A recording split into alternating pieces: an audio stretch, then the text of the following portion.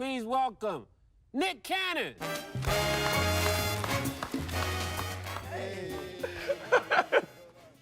I like children, damn it. I like having. You like procreating. I'm out here You procreating. You want the Cannon, the Cannon name is gonna live on. All right? Forever. But I gotta ask you a stupid question. What's a dad? Is it someone who told you really bad jokes growing up, or maybe the loudest sneezer you've ever heard? Or perhaps, if you're an anime protagonist, it's someone who abandons you at a really young age and sets you off on the quest of a lifetime. Well, my dad wasn't really any of those things. In reality, I'm an American who's the son of an immigrant. The son of a man who moved to the United States to make sure that his kids had opportunities he didn't. And the stereotypes for the children of immigrants are different, but they're universal in their own way. Growing up, we always struggled to understand each other because of the differences of the worlds that we knew. He would struggle to communicate, and I would struggle to live up to his expectations. And while I never hated my dad, it would take years for me to move past any of my resentments that I had and form a deep love and respect for him. And it wasn't until recently, actually in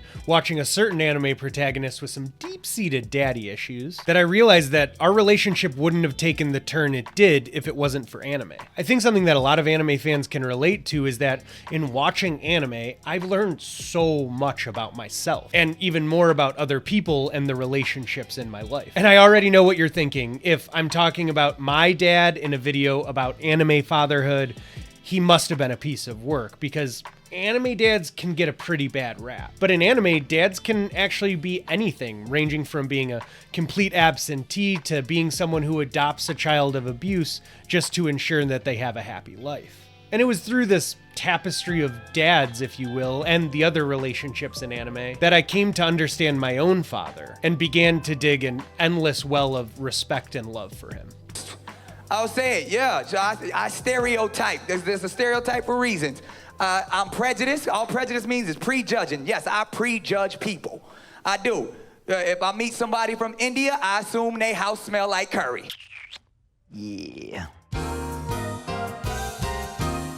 Like everything else in anime, fatherhood is most often portrayed on a spectrum of all the stereotypes and tropes that you might expect. And these range from absolutely horrible to absolutely incredible. You have your completely absent fathers like Minato Namikaze from Naruto, and the distant but ever-present fathers like Jing from Hunter x Hunter. And then you have dads on the opposite side that emulate tropes that showcase an incredible, incredible character. The classic anime trope of sacrificing for those that you love, like Soichiro Yagami from Death Note. The trope of endless selflessness to adopt a child to ensure that they have a happy life, like Kazuma Soma from Fruits Basket. And the trope of dedication showcased in the incredible, albeit maybe over the top, love for his family that Maze Hughes from Full Metal Alchemist has. All of these characters I mentioned play out their roles and their stereotypes and their tropes to a T. But it doesn't mean that all of fatherhood in anime is one-dimensional either. And much like when we're watching these anime dads, it's easy when we're growing up for our perceptions and our relationships with our parents to be boiled down to simple tropes. To have a vision or understanding of our parents as one-dimensional based on their relationship or maybe the way that they treated you. And it isn't until we're older, until we have a bit of perspective, that we can see the layers of motivation and struggles behind the person. I'll never try to get it right. I'll never try to be that perfect example. You know what I mean? It's as cliche as it sounds. That's strong to say. Yeah, it's I ain't trying to be a role model, because a role is something you play. I think what anime provided to me was a perspective. One of my favorite things about getting lost in a story is that it lets you explore new and fantastic worlds through the eyes of so many different people. The perspective shifts provided in good storytelling is unmatched. And us anime heads know all too well that once you pierce behind the veil, there are millions of characters you can come to understand and love, even characters you wouldn't expect. And anime has a funny way of showcasing love and family and, like we're talking about here, fatherhood. One of the anime I talk about the most on this channel is One Piece, because obviously it's friggin' goated. But wow, does Oda do a weird job of showcasing families. When it comes to dads, just on the Straw Hats alone, we have a ragtag group of dadless pirates. When Luffy gives the Straw Hat back to Shanks, that's what they should call him. The dadless pirates. Luffy's dad is this important figure in the world and is supposedly super powerful, but doesn't really seem to do anything except look east and wait. I mean, Luffy didn't even know he had a dad for most of his life. Usopp's dad not only straight up abandoned his kid, but also his dying wife. Unforgivable. And to make matters worse, he was frequently posted up at a bar just a few islands away. Dude needs to get in the program. And Sanji's dad is such a horrific dick that he violated the Geneva Convention in just producing his kids. But these portrayals of bad anime dads in One Piece were really never anything more than a joke. It never meant anything more than a punchline. But something I realized while thinking about this and watching One Piece is that them being bad dads doesn't really matter as much because of the context of the world. Luffy does not care about his dad because it never impacted his motivation or his outlook about the world. Usopp doesn't even hold a grudge against his dad. He understands why his dad wasn't home and sounds like he wants to emulate him. Sanji like straight up hates his dad, but so do the viewers. We're supposed to. That's the role that he plays. And that's because this is a show that treats fatherhood as little more than a plot device. The relationships between father and son only matter if they matter to the plot. Otherwise, it's just not a part of character development. Like, Goldie Roger being Ace's dad has no real relevance to the story beyond the impact his dad's existence had on Ace's life. And obviously, that's a big plot point. But beyond trying to escape his dad's infamy and the target it put on his back,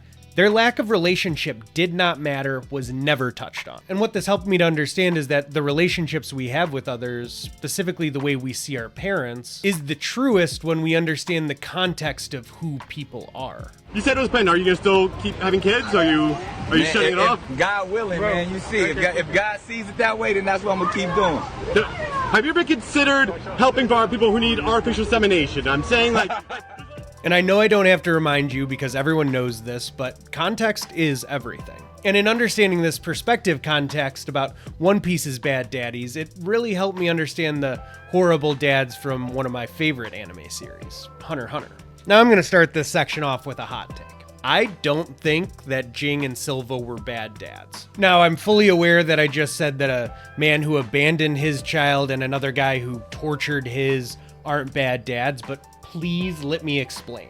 By our standards here in the real world, these guys would be like, case closed, lock them up, throw away the key. But a thing about Jing and Silva is that they don't live in the real world. In the context of Hunter x Hunter and the context of who their kids were, these dads kind of killed it a bit. Okay, and like, I know, abandoning your kid and then constantly running away from him is a really tough look. But if you put it in the context of the reality of Hunter x Hunter's world and the Freak's family, was Jing just an absent father, or did he create the perfect conditions to prepare his child to become a hunter and explore the world? Even if you go by the letter of the 2011 anime and not the real manga standards where the bad guy is very clearly Aunt Mito, no one in the Hunter x Hunter world is more like Gon than Jing. And I mean, just look at the insane training Jing created for Gon. The dude literally terraformed an island into a reality video game chock full of criminals to give his son a training arc. And with the other guy, I know, torturing your kid with poison and electricity isn't a great look. Can't defend that. But if you put it in the context of the horrors of Hunter x Hunter's world, and the expectations of the Zoldyck family, was Silva's goal to torture his kid or prepare him to be fit for his existence? Does Killua learn how to harness Godspeed or have the wherewithal to save Gon from Pitu without this upbringing? I genuinely don't think so. And don't get the wrong idea, I'm not saying these guys were like the perfect dads or anything. Jing's absence left Gon emotionally stunted and honestly a little toxic, and Silva's controlling nature had Killua living with a Nen needle in his head for years. These guys aren't good dads, but I'm just saying they're not bad dads. Because not understanding the way that someone loves you doesn't mean that the love is wrong or that the person is bad. Often, when the things that people do are put in the appropriate context, people's actions shine a deeper light on why they love you the way that they do, as well as who they are as a person. When I was growing up, one of the things that drove a massive wedge between my dad and I was his insistence on a standard for my educational performance. Something that children of immigrants across the world can probably understand. I wasn't great at math, and he made me spend countless nights staying up working on problems to make sure that I got the grades he expected. I never understood the importance of the difference between getting a C or getting an A, because either way I passed. And honestly, in a way, I still don't get it. But As a young adult, visiting the town that he grew up in, I got to hear the stories about how he had spent countless nights studying, how he had given up a career in professional football to focus on his studies, how he had realized that his ticket out was his brain and not his boots, and how it was all motivated from a young age by his desire to come to the United States. For me. He didn't know that at the time, but in the context of his life, the importance of the difference between a C and an A was life-changing. And what taking a step back with this perspective and understanding this context about him did was create a massive basis of appreciation. It's a different world. So that's like that responsibility to be able to say, not only did I put this energy into this space, but now I have to be man enough to stand firm in who I am so that I could be an example to them. In anime, the shows that explore this context and appreciation around dads is one of my favorite things, and you can see it in some truly amazing characters. One of my favorite dads in all of anime, and someone that always makes me think of my dad, is Food Wars Joichiro Yukihira. And just so you know now, I'm not going to talk about anything in Food Wars besides Soma and Joichiro's relationship. This is not a smut channel. But at the beginning of the series, Soma's dad seems like a typical anime dad who's abandoning his son and sending him off to school. But you quickly realize that that couldn't be further from the truth. Through their years of tireless work together at the Yukihira family restaurant, Joichiro taught Soma everything he would need to excel in his life. The interplay between the fine dining lectures and challenges and Soma's simplistic and casual approach to food is such a phenomenal reflection of who the father-son duo is. And then you come to learn that this isn't just something Soma developed on his own. His recipes, along with his demeanor, come right from the heart of his dad. In this advanced culinary setting, the shared approach by the Yukihiras is so endearing. And that's kind of an age-old thing, right? You start getting older, and one day you say something your mom or dad used to say. Maybe it's a family idiom or a way you pronounce a word. For me, it was pronouncing the L in half. I pronounce it like health my whole life because that's the way that my dad said it with his accent. Up until I got absolutely flamed by all my friends for talking about the second health in a soccer game. But when this happens, when you realize that you're more of your parents than you ever thought or than you ever wanted, I think the best thing that you can feel is appreciation. You ever make them kids so bad that you want to just give them nothing but bad advice? Like strangers got the best candy. Why don't you go play hopscotch on the freeways? Good for your agility. I know that not everyone has a good relationship with their parents, and even with additional context and perspective and understanding, it can't change things that were done or said. But most people have okay parents, because most people were raised by people, and at the end of the day, most people are okay, because people kind of suck, and people make mistakes even when they're trying to show love. But it's trying to see the intention and understanding the context of where they're coming from that will ultimately help you know who people are. So the next time you're watching Hunter x Hunter or any anime with a crappy dad, maybe think about the world that they're living in and what their motivations are for their kid. And cut some slack for all the crappy anime dads out there who made mistakes but really love their kid, even if we don't understand how they show it. And the next time you're thinking about your parents, maybe take a step back and cut them some slack too. Or better yet, have you talked to your dad lately? Maybe give your dad a call and ask him this. Ask him what his favorite memories of you all together as a family are. Because when you hear what memories he cherishes and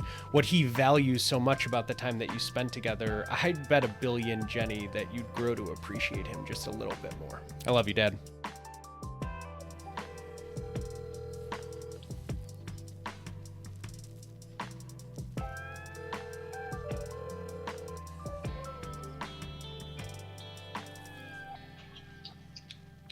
Hello?